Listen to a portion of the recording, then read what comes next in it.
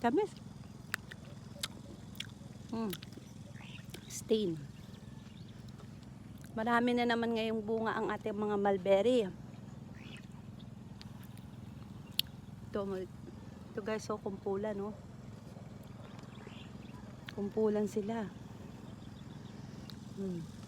Tamis. Yung mga mulberry namin dito guys, malalaki. Ay, tingnan nyo guys, oh, grabe siya, oh. Diba? Grabe sa laki yung mga mulberry natin. Kaya yung mga iba, enjoy na enjoy dito pag nagpipiking. Sa mga hindi pa po nakakapunta dito sa RJ's Farm. Ang aming mulberry picking po ay 50 pesos per cup.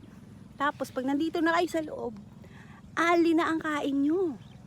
Napupuno nyo pa yung cup nyo. Busog pa yung tiyan nyo. Kaya punta na